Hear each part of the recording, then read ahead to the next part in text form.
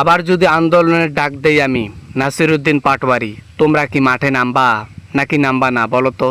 তোমাদের সাপোর্টে আমি কিন্তু এতদূর এগিয়ে এসেছি। এখন তোমাদের সাপোর্ট আমার লাগবে।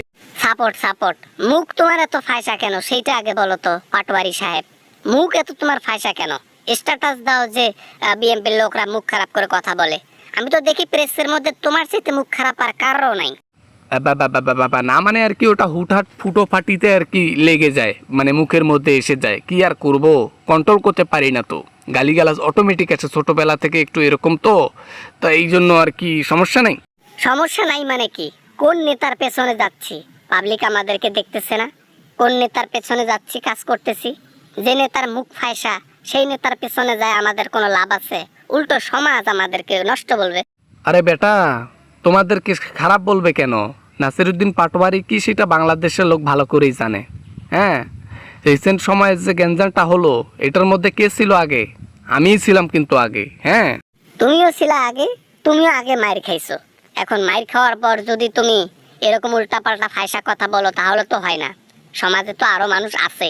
বাংলাদেশে মানুষ কি হাসানো কাজ করো নাকি তুমি? হ্যাঁ, এখন কি আমার মুখ ফায়সা নিয়ে তোমার কোনো সমস্যা আছে ভাই?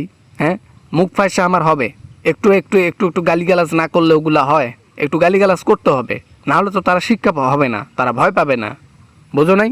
আরে এটা কি চোখের মধ্যে ব্যান্ডেজ দিয়ে রাখছেন কেন?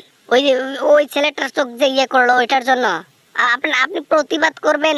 ওইভাবে করার কি দরকার? হ্যাঁ, ওইভাবে করার কি দরকার? মুখ দিয়ে করেন প্রতিবাদ, মুখ দিয়ে করেন। আরে মুখ দিয়ে করে মানে মানুষকে দেখাইতে হবে না যে আমি আমি যেটা করেছি এটার বিচার তো এখনো হয় নাই। আমাদের সাথে যে ছেলেটা চোখ যে হারালো, হ্যাঁ, ওটার কোনো বিচার হয়েছে? এখন মানুষকে দেখাইতে হবে, এটা না দেখালে তারা বুঝবে কেমনে? না না না না না, তোমার মতো নেতার সাথে আমার কাজ করা যাবে না। তোমার এই ফুটো ফাটিতে গালিগালাজ জিনিসটা আমার একদম অপছন্দ। আর এই জিনিসটা বাংলাদেশের মানুষ এখন ভালোভাবে নিচ্ছে না। তোমার পেছনে থাকা মানে সময় নষ্ট ছাড়া আর কিচ্ছু নয়, কিচ্ছু নয়। প্রথম প্রথম তো খুব ভালো কাজ করছিলা, প্রথম প্রথম জীবন দিতে ধরছিলা আমার পেছনে থাইকা। এখন আবার তুমি বলতেছো যে আমার মুখ খারাপ জন্য তোমাদের সমস্যা হচ্ছে। কি সমস্যা হচ্ছে কেন? হ্যাঁ, কি সমস্যা হবে? আপনি সেটা বুঝবেন না। আপনি আগে মানুষকে, যাই হোক, আপনি যেগুলা ভাষণ দিয়েছিলেন সেগুলা ভালো ছিল। এখন আপনি যেগুলা ভাষণ দেন, ওরে বাবারে বাবা, 70% গালি আর বাকিগুলো হাফ পার্সেন্ট, মনে করো যে 30% 15% ভালো। দূর মিয়া, এটা কোনো কথা হইল? গালিগালাজ কি আমি সেইভাবে দেই নাকি? হ্যাঁ, হালকা পাতলা ফুটো ফাটিতে গালিগালাজ দিলে ওটা চলে।